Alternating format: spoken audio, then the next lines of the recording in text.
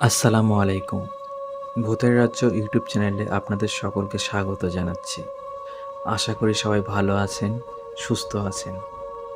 এখন যে স্টোরিটি আমি আপনাদের সাথে শেয়ার করতে যাচ্ছি, এই স্টোরিটি আমাকে দিয়েছেন আলামিন। আলামিনের বাড়ি নড়াইল জেলার লোহাগড়া উপজেলার লাউড়িয়া ইউনিয়ন, লাউড়িয়া গ্রামে। তো এবারের ঘটনাটিও আলামিন আমাকে দিয়েছে এবং ঘটনাটির স্থান নড়াইল জেলার লোহাগড়া উপজেলার শালনগর ইউনিয়ন। এটি একটি কবরস্থান রিলেটেড ঘটনা। ঘটনাটির সময় 1980 থেকে 90 সালের মধ্যে, কিন্তু এটা আসলে কত সাল এটা কেউ বলতে পারেনি বা আলামিনও আমাকে এই তথ্যটাই জানাতে পারেনি, কিন্তু সময়টি 1980 থেকে 90 এর মধ্যে, এটা নিশ্চিত। ওই গ্রামে দুজন প্রভাবশালী ব্যক্তি ছিলেন। তারা অত্যন্ত ধনী মানুষ ছিলেন এবং অনেক ভালো মানুষ ছিলেন। গ্রামের অনেক কল্যাণমূলক কাজ, জনকল্যাণমূলক কাজ তারা করতেন। মসজিদ, মাদ্রাসা, স্কুল, কলেজ অনেক কিছুতে তাদের অবদান ছিল। ব্যবসায়িক কারণে তারা অধিকাংশ সময় দেশে থাকতেন না। একসময় তারা সিদ্ধান্ত নেন যে গ্রামে যে কবরস্থানটি রয়েছে, শালনগর ইউনিয়নের কেন্দ্রীয় যে কবরস্থানটি, সেটি বেশ দূর হয়ে যায়। অনেক সময় মানুষ মারা গেলে এত দূরে গিয়ে তাদের দাফন করতে অনেক কষ্ট হয়। তো কাছাকাছি যদি কবরস্থান করা যায় তাহলে সেটা খুবই ভালো হয়। তো ওনাদের বাড়ির কাছেই ওনাদের তৈরি একটি মসজিদ ছিল। এই মসজিদটির পাশে একটি জায়গা, এটা ওনাদেরই ছিল। সেই জায়গাটা অবশ্য কোনো কাজে ব্যবহৃত হতো না। সেখানে অনেক ঝোপঝাড়, বাঁশ গাছ ছিল, কদম গাছ ছিল, এরকম অবস্থা ছিল আর কি। তো এই জায়গাটি ওনারা কবরস্থানের জন্য দান করতে চান এবং সেই অনুযায়ী পরিকল্পনাও চূড়ান্ত হয়। সিদ্ধান্ত যখন চূড়ান্ত হয় তখন এই দুই ভাইয়ের যিনি আম্মা ছিলেন, তিনি স্বপ্নে দেখেন, স্বপ্নে কেউ একজন এসে তাকে বলছে যে এখানে কবরস্থান করিস না, ভালো হবে না। উনি যখন সকালবেলা ঘুম থেকে উঠে বিষয়টি সবাইকে বলেন এবং তার দুই সন্তানকেও খবরটি পৌঁছান, তখন তারা বলে স্বপ্ন তো স্বপ্নই, এগুলো নিয়ে চিন্তা করার কোনো প্রয়োজন নেই। যে পরিকল্পনা নিয়েছি সেটা করব এবং এটা তো একটা ভালো কাজ, সওয়াবের কাজ, সুতরাং এখান থেকে পিছু হটার কোনো সুযোগ নেই। পরিকল্পনা অনুযায়ী কাজ শুরু হয়ে যায়। গ্রামে অনেক দরিদ্র মানুষ ছিল, যেহেতু তারা অনেকেই ফ্রিতে বাঁশগুলো কেটে নিয়ে যায়। আর যে বড় বড় মোটা কদম গাছ হয়েছিল, এই গাছগুলি গ্রামের একজন মানুষ, তার নাম রুহুল আমিন, উনি একজন কাঠ ব্যবসায়ী ছিলেন। তিনি এটি খুব নামমাত্র মূল্যে কিনে নেন। উনি গরিব মানুষ ছিলেন, তো চিন্তা করলেন এই গাছগুলো কাটার জন্য তো অনেক শ্রমিক লাগবে, তাহলে তার তো খুব বেশি প্রফিট হবে না। এই জন্য চিন্তা করলেন যে যতগুলো শ্রমিক না নিলে নয়, ঠিক ততগুলোই নেবেন এবং উনি অধিকাংশই কাজগুলো নিজে করবেন, এরকম পরিকল্পনা করলেন। সে রাত্রে উনি স্বপ্ন দেখলেন। সে স্বপ্নটি ছিল এমন, তার এই রাতের পরের দিনই উনি গাছ কাটতে যাবেন। সব কিছু ঠিকঠাক ছিল। ওই রাতেই উনি স্বপ্নে দেখলেন কেউ একজন এসে বলছে, রুহুল, গাছগুলো কাটিস না, তোর ভালো হবে না, গাছগুলো থাক, এভাবেই থাক। রুহুল এই স্বপ্নের কোনো গুরুত্ব দেয় না। পরের দিন তার পরিকল্পনা অনুযায়ী গাছ কাটা শুরু করে। গাছ কাটতে থাকে। গাছ কাটার পর সেগুলো টুকরো টুকরো করে নিজেও অনেক কষ্ট করে সেই টুকরোগুলি ভ্যানে উঠিয়ে সেগুলো আবার শহরের মিলে নিয়ে যায়। কবরস্থানটি তৈরি হয়ে যায়। সব ঝোপঝাড় কাটা শেষ হয়ে যায়। এর কয়েকদিন পরেই ওই গ্রামের একজন মানুষ, তার নাম হচ্ছে কালু, এই কালু নামের একজন ব্যক্তির লাশ দাফন করা হয়। কবরস্থানের পাশেই মসজিদ ছিল। ৫ ওয়াক্ত নামাজ সেখানে হতো, জুম্মার নামাজ হতো ওই মসজিদে। যারা নামাজ পড়তে আসতেন ফজরের, তো যেদিন লাশ দাফন করা হয় কালু মিয়ার, তার ঠিক পরের দিন ফজরের আজান হওয়ার পর অনেকেই মসজিদে এসেছে, আবার নামাজ হওয়ার পর অনেকেই বাড়িতে চলে গেছে। কিন্তু কিছু মুসল্লি ওনারা সূর্য ওঠা পর্যন্ত নিজেরা নিজেদের মধ্যে গল্পগুজব করছে। সূর্য ওঠার পর যখন তারা বের হয়েছে, তখন হঠাৎ দেখলো এই কবরস্থানের ভিতরে প্রথম যে কবরটি হয়েছে কালু নামক একজন ব্যক্তির, ওনার কবরের পাশে মনে হচ্ছে সাদা লম্বা করে কিছু শোয়ানো, সাদা কাপড় দিয়ে ঢাকা।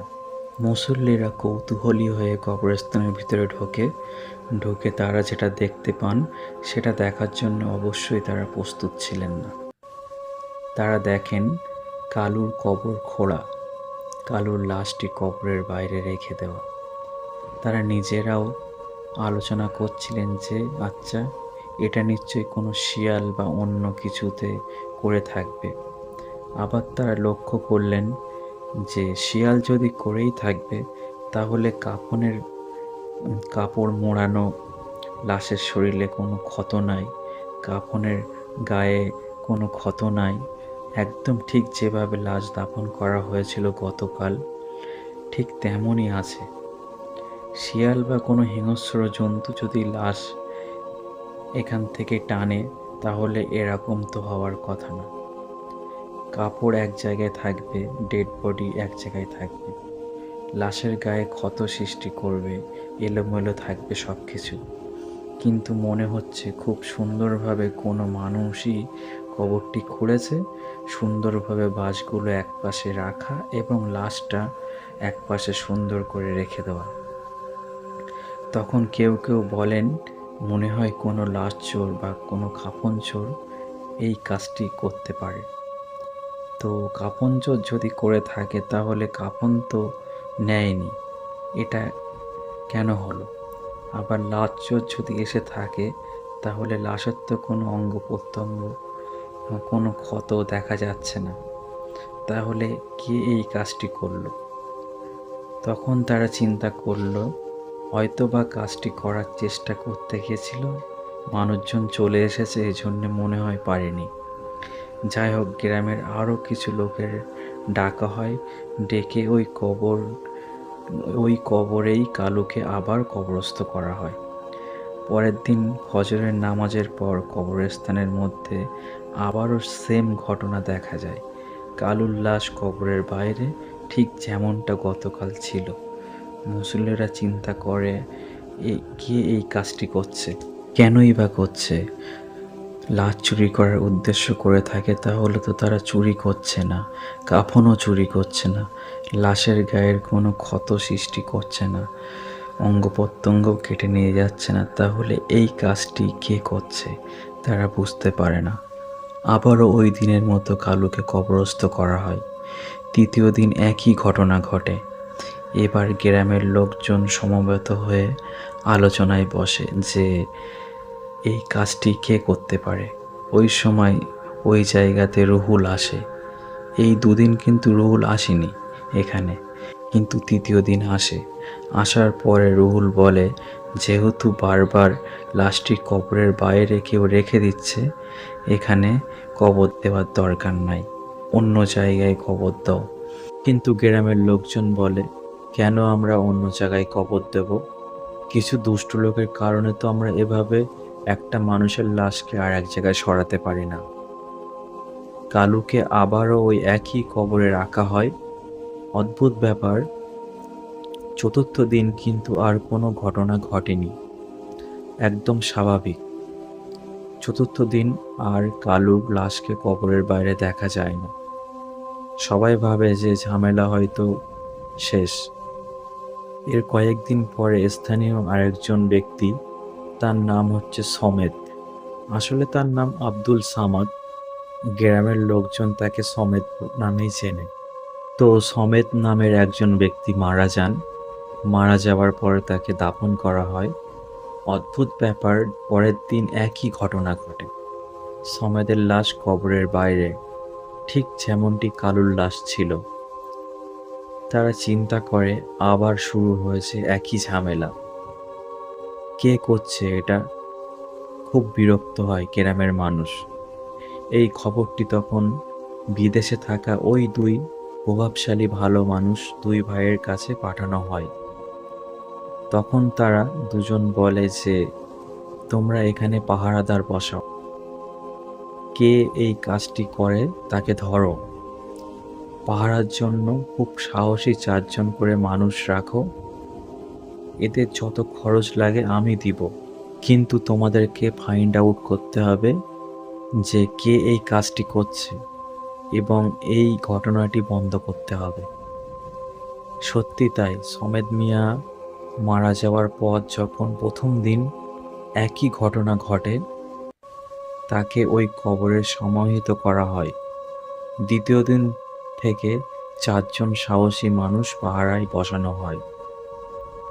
অদ্ভুত ব্যাপার, দ্বিতীয় দিন ফজরের আজানের সময় যখন মুয়াজ্জিন সাহেব এসে দেখে, তিনি দেখেন এই 4 জন ব্যক্তি কবরস্থানের মধ্যে বেঘোরে ঘুমোচ্ছে। তিনি আজান দিয়ে তাদেরকে ডাকাডাকি করার চেষ্টা করেন, কিন্তু কারোরই ঘুম ভাঙছিল না। ততক্ষণ আরও কয়েকজন মুসল্লি চলে আসেন। তারা তাদেরকে খুব ডাকাডাকি করে, তাদের ঘুম ভাঙছে না। ডাকাডাকির এক পর্যায়ে তারা লক্ষ্য করেন যে সমেদের লাশ কবরের বাইরে। অনেক কষ্ট করে এই 4 জন পাহারাদারের ঘুম ভাঙানো হয়। ঘুম ভাঙার পরে পাহারাদারকে জিজ্ঞেস করা হয়, তোমরা কি পাহারা দিলে? এই যে আজও তো লাশ বাইরে চলে আসছে, কেউ বাইরে রেখে গেছে।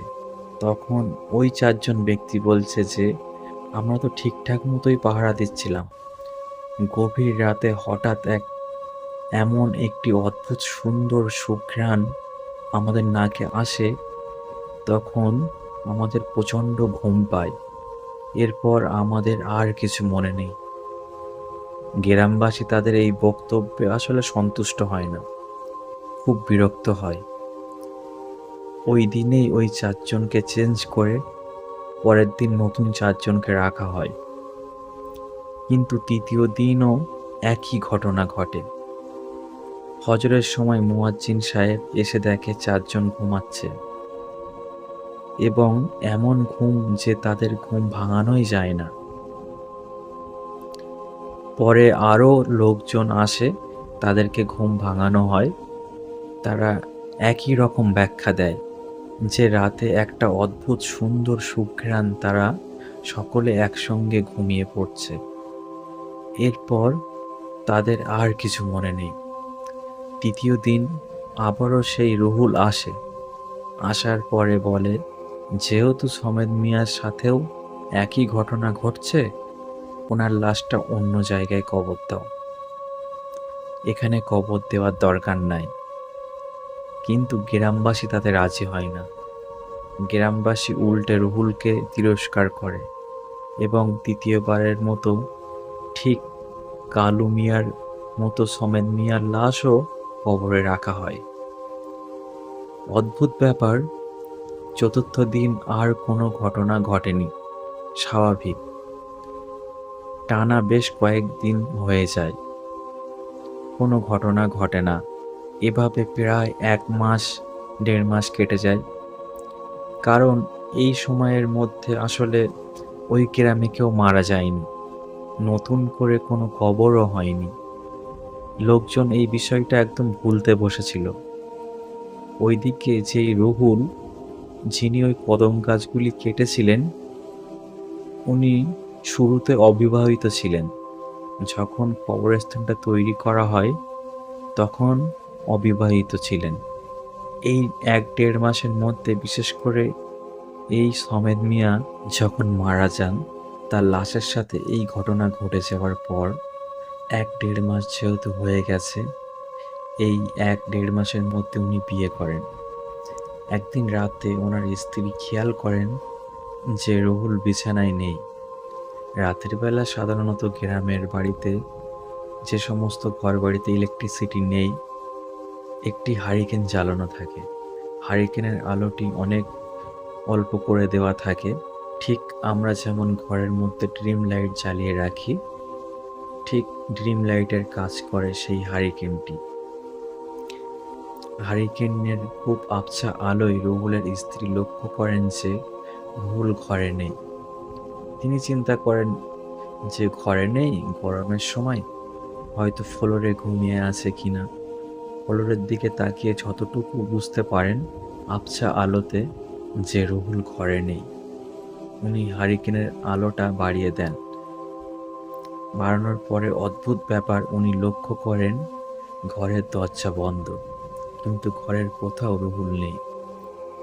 তার স্ত্রী ঘরের দরজা খুলে জোরে চিৎকার করে ওঠেন।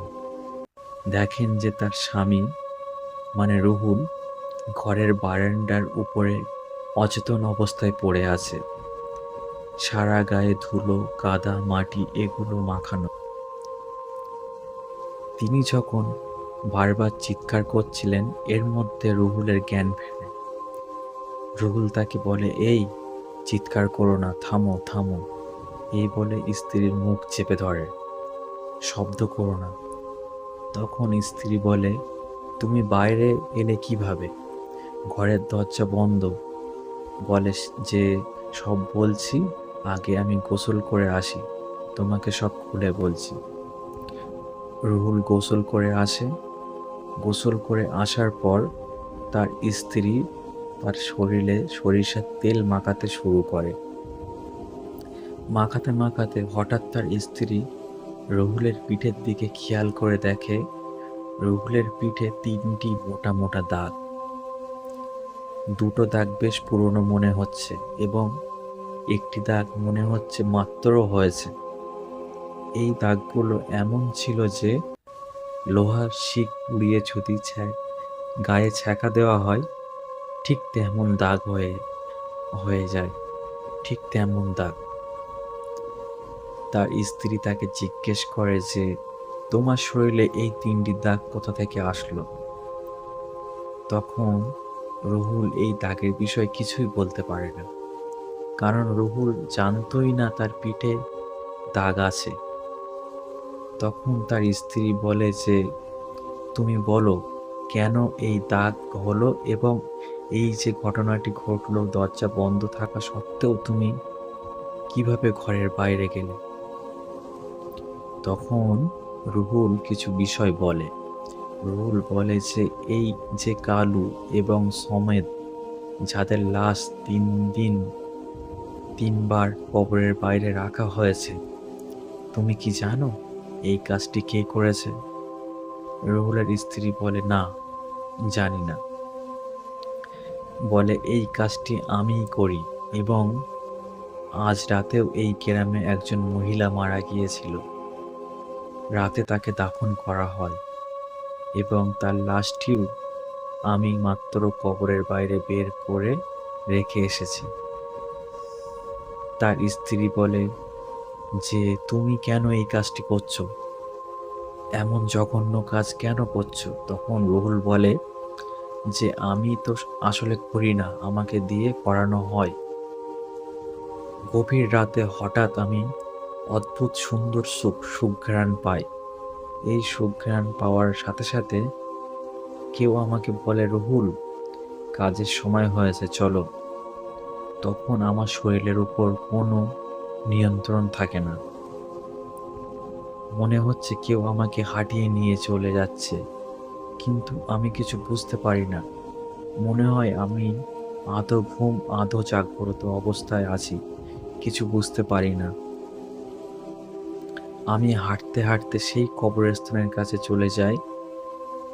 তখন কেউ বলে, রুহুল, কবর খোঁড়া শুরু করো। আমি কবর খুঁড়ি।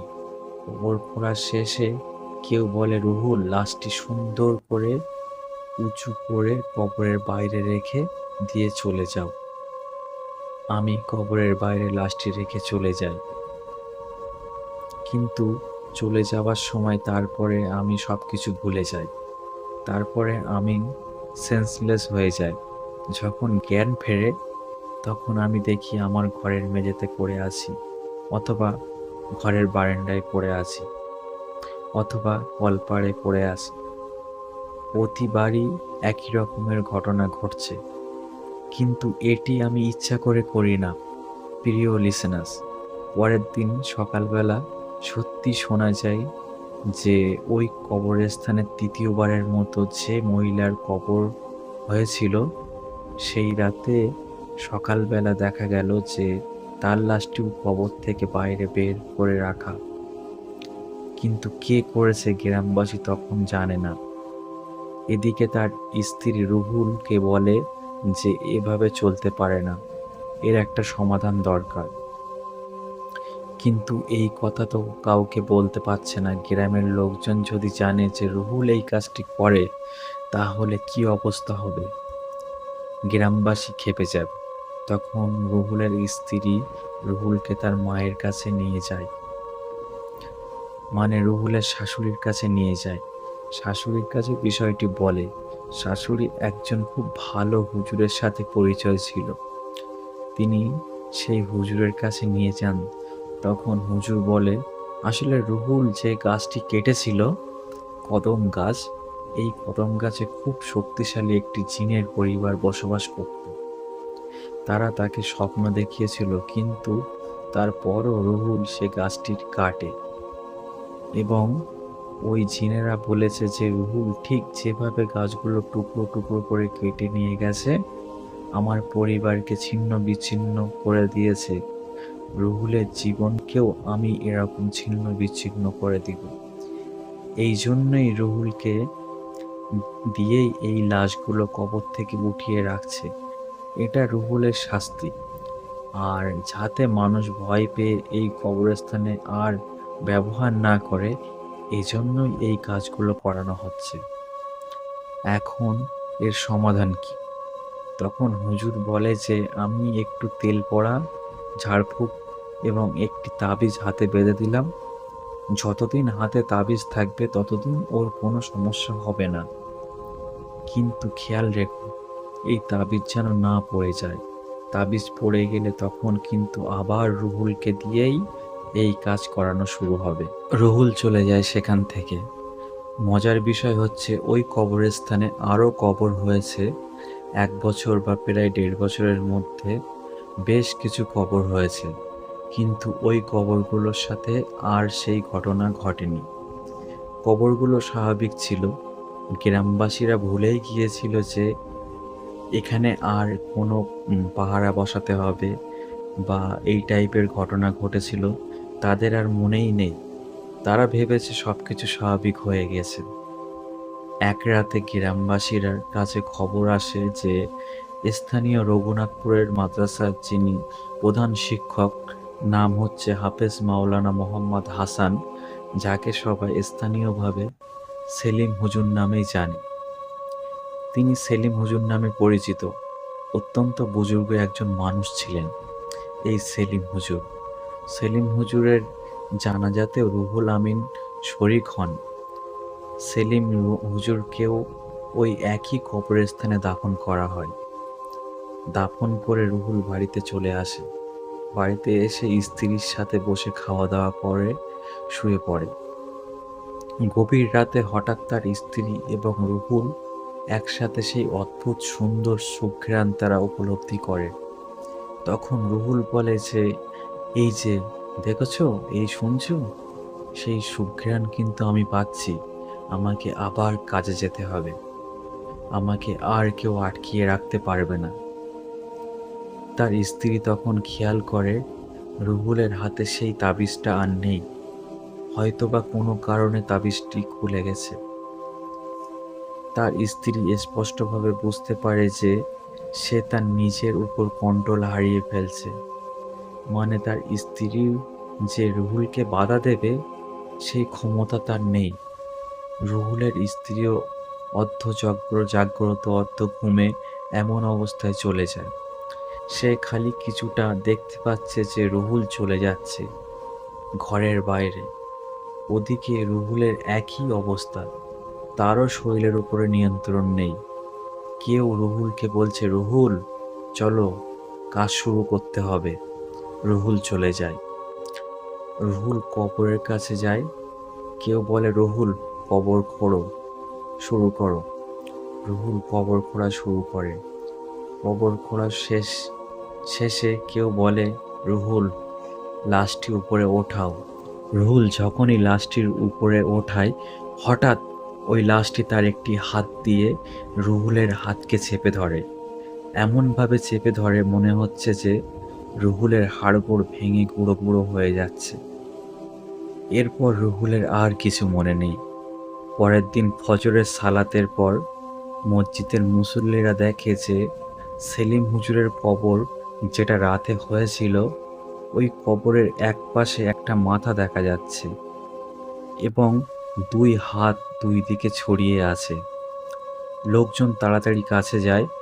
কবরের কাছে গিয়ে দেখে যে রুহুল কবরের মধ্যে একরকম দাঁড়ানো অবস্থায় আছে, কিন্তু দাঁড়ানো অবস্থায় কবরের একটা পাশে সে অজ্ঞান হয়ে পড়ে আছে। মাথাটা বাইরে এবং দুইটা হাত দুই পাশ দিয়ে সে অজ্ঞান হয়ে পড়ে আছে। এবং কবরের ভেতরে সেলিম হুজুরের লাশ খুব সুন্দর করে রাখা, ঠিক যেমন আগের রাতে যেভাবে রাখা হয়েছিল। রুহুলকে সেখান থেকে বের করা হয়, তার জ্ঞান ফেরানো হয়। গ্রামবাসী রুহুলের উপর প্রচণ্ড ক্ষিপ্ত। সবাই বলে, রুহুল তুমি এরকম একটা কাজ করতে পারলা? তুমি এই কাজগুলো কিভাবে করলে? তখন রুহুল স্বীকার করে যে হ্যাঁ, আমি কাজগুলো করতাম, কিন্তু আমি করতাম না, কেউ আমাকে দিয়ে করাতো, আমি ইচ্ছা করে করিনি। তখন গ্রামবাসীর মধ্যে কেউ কেউ বলে যে তুই নিশ্চয়ই তান্ত্রিক কবিরাজের কাছ থেকে টাকা খেয়ে কাফনের কাপড়ের কোনো অংশ কেটে নিয়ে যাইতিস বা কুফরি কালাম করার জন্য তাদেরকে সহযোগিতা করতিস, অথবা যারা লাশ চোর আছে, যারা মেডিকেল স্টুডেন্ট আছে, তাদের কাছে লাশ বিক্রি করার জন্য তুমি এই কাজটি করতে, কিন্তু সফল হতে না। কিন্তু রুহুল সব কথা অস্বীকার করে। সে বারবার বোঝানোর চেষ্টা করে। কিছু কিছু লোক তো রুহুলকে মারার জন্য লাঠি নিয়ে চলে আসে, যে মেরেই ফেলবো, রুহুলকে পিটিয়েই মেরে ফেলবো। ওইদিকে রুহুলের স্ত্রী খবর পেয়ে চলে আসে সেখানে।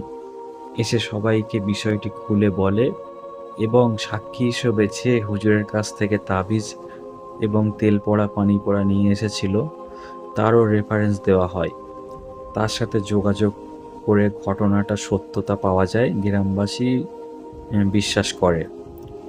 এবং তখন গ্রামবাসী সেই দুই প্রভাবশালী ভাইয়ের সব বিষয় জানায়। সকলের সাথে পরামর্শ করে ওই দুই প্রভাবশালী ভাই একমত হন যে এখানে আর কোনো কবর দেওয়া যাবে না। সেলিম হুজুরের লাশই এখানকার শেষ লাশ হবে। সত্যিই তাই, ওই কবরস্থানে এখনও পরিত্যক্ত হয়ে আছে। সেলিম হুজুরের লাশই ওখানকার শেষ লাশ। এরপর আর কোনো কবর এখনো পর্যন্ত সেখানে দেওয়া হয়নি। সেই মসজিদ এখনও আছে, সেই পরিত্যক্ত কবরস্থান সেখানে আছে। যেহেতু দুই ভাই নিয়ত করেছিল যে একটি কবরস্থান দেবেন, এই কারণে শালনগর যে কেন্দ্রীয় কবরস্থান রয়েছে, এই কবরস্থানের পাশেই আরও জায়গা কিনে কবরস্থানটিকে সম্প্রসারণ করা হয়, যা এখনও রয়েছে। রুহুল বছরখানেক আগে মারা গেছে, তার স্ত্রী এখনও জীবিত আছে। আজ যে দুই ভাইয়ের কথা বললাম, সঙ্গত কারণে তাদের নাম বলছি না, যদিও বা আলামিন আমাকে তাদের নাম বলেছে। দুই ভাইয়ের মধ্যে এক ভাই মারা গেছেন আর এক ভাই এখনও বিদেশে আছেন। কিন্তু এই দুই ভাইয়ের মা, যিনি প্রথমে স্বপ্ন দেখেছিলেন, তিনি এখনও জীবিত আছেন। কেউ যদি ঘটনার সত্যতা যাচাই করতে চান, তাহলে নড়াইল জেলার লোহাগড়া উপজেলার শালনগর ইউনিয়নে গিয়ে এই পরিত্যক্ত কবরস্থান সম্পর্কে যে কাউকে জিজ্ঞেস করলে আপনাদের তথ্য দেবে এবং দেখিয়েও দেবে। এই মসজিদের দীর্ঘদিন যিনি মুয়াজ্জিন ছিলেন, নাম রোহাব মিথা নামে একজন ব্যক্তি, যিনি আলামিনের নানা হন। আলামিনের নানার সাথেও অদ্ভুত একটি ঘটনা রয়েছে, যেটি এই সেলিম হুজুরকে কেন্দ্র করে। ঘটনাটি আমরা পরে আপনাদেরকে শোনাবো। সে পর্যন্ত সবাই ভালো থাকবেন, সুস্থ থাকবেন। আমাদের চ্যানেলকে সাবস্ক্রাইব করুন। আসসালামু আলাইকুম।